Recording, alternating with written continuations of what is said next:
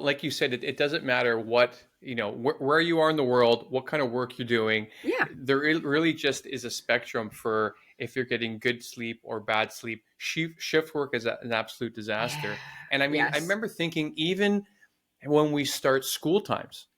I mean, Yes. Hmm. I was a bit guilty from high school being on the phone with a girlfriend until 2 a.m. or whatever, and then I'm literally dragging myself against the lockers, trying, and sleeping in class and all Yes. that. But aside from my own bad habits, we had to start at like 7:30, 8 a.m. Well, And and it's so they not. said a lot of teenagers just need a lot more sleep to recover. Well, so several different things that you're talking about, right? Like whenever a lot of people want to know, like, what's that magic number that I need to sleep? And my answer is always, it depends. Think Right. about it.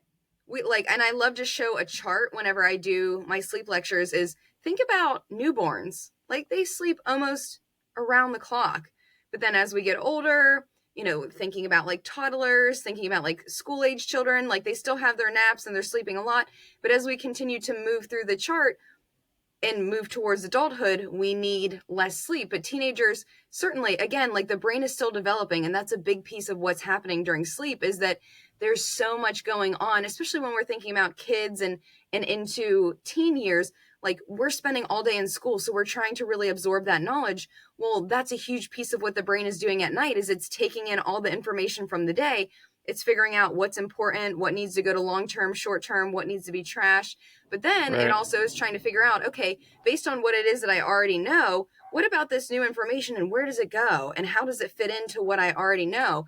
So it's so important. And then also, whenever it comes to teens, a big thing that we see, and just exactly what you're talking about, is we kind of get a little bit of a shift in staying up later and then wanting to sleep in more. Mm. And there's been lots of conversation out there about start times for school, but not just start times. Like, okay, so what time do the kids actually have to wake up to get ready, to have breakfast, to have their school bag ready, to then maybe get on the bus?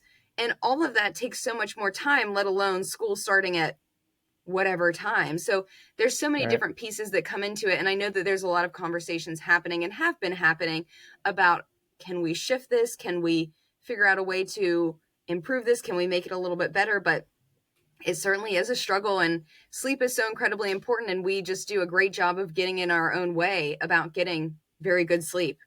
We do.